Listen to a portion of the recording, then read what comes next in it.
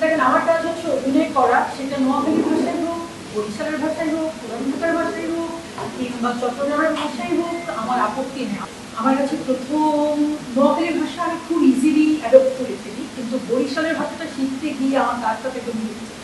এই প্রথম কাজ নিয়ে এরকম প্রেস মিটিং করা, এরকম গেট টুগেদার করাই প্রথম।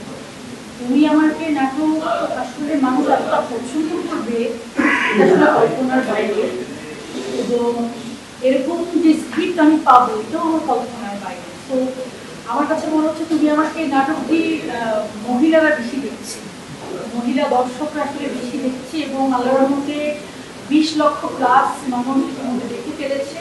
তো দারুণ দারুণ এক্সপিরিয়েন্স, এবং এই গল্পটা আমি আসলে মানে আশা করিনি যে স্ক্রিপ্ট আমি কখন পাবো। আমার কাছে মনে হয় যে কিছু কিছু জিনিস আসলে গড প্রদত্ত, মানে আল্লাহ আসলে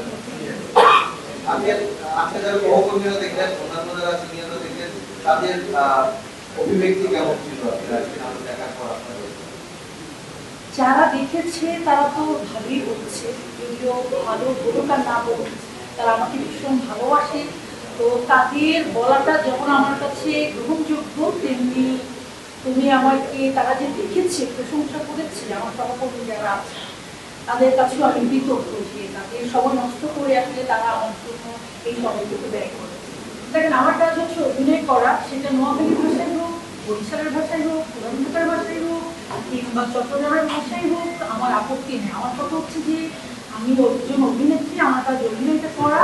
সব দেশের ভাষায় আসলে আমি সব দেশের ভাষা নিয়ে অ্যাক্টিং করতে আমি আসলে পছন্দ করি। এটা স্পেসিফিকভাবে আমি বলতে পারবো না যে না নোয়াখালী বেশি ভালো লাগে বা বরিশাল বেশি ভালো লাগে, একদম সব। আমার কাছে প্রথম নোয়াখালীর ভাষা আমি খুব ইজিলি অ্যাডপ্ট করে ফেলি, কিন্তু বরিশালের ভাষাটা শিখতে গিয়ে আমার কাজটা থেকে মিলেছে, তারপর শিখছি। মই আসলে আপনাদের কাছে কি বলবো, আপনারা যে সময় নষ্ট হইলে এখানে যে আইসেন, মই সত্যি আপনাদের কাছে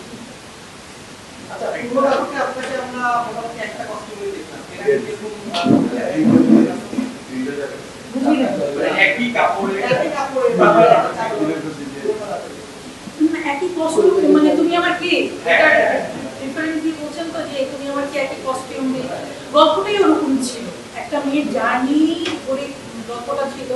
তো এরকম পুরো নাটক এক কাপড়ে চালানো আমি কখনো খেলি।